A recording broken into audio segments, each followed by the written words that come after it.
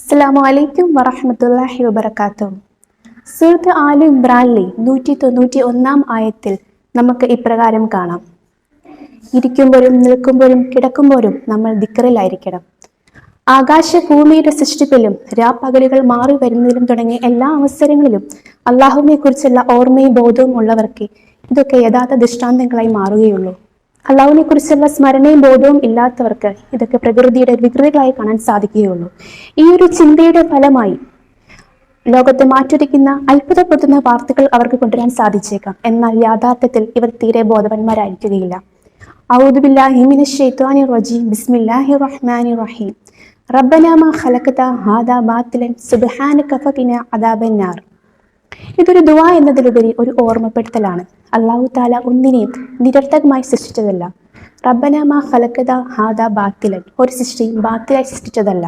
ഈ പ്രപഞ്ചം മുതൽ ഓരോ ചെറിയ വസ്തുവിൽ പോലും അള്ളാഹുവിന്റെ സൃഷ്ടി അത്ര പരിപൂർണമാകുന്നു.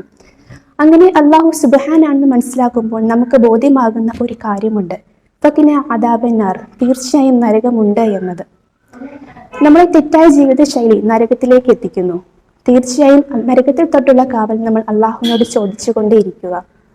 നമ്മൾ ചെയ്യുന്ന ഓരോ സൽപ്രവൃത്തിയുടെ ഫലവും സ്തുതിയും അള്ളാഹുവിന് മാത്രമാകുന്നു. അള്ളാഹുവിന്റെ സ്മരണയിൽ അധിഷ്ഠിതമായ ചിന്താമണ്ഡലങ്ങളിലെ ഉറ്റുനോക്കുന്ന സൽബുദ്ധികളുടെ മനസ്സിലും നാവിലും ഈ ദൃഷ്ടാന്തം ഉണ്ടാക്കി തീർത്ത പ്രതികരണമാണ് ഞങ്ങളുടെ റബ്ബേ എന്നുള്ള ആ പ്രാർത്ഥന. അതെ, അള്ളാഹുവിലും പ്രവാചകരിലും അവരുടെ പ്രബോധനങ്ങളിലുമുള്ള അവരുടെ ചിന്ത അവരെ കൂടുതൽ ശക്തി പ്രാപിക്കുന്നു. അള്ളാഹുവിൽ നിന്നുള്ള കരുണയും അനുഗ്രഹവും അവിടെ കൂടുതൽ ആവേശത്തിലാകുന്നു.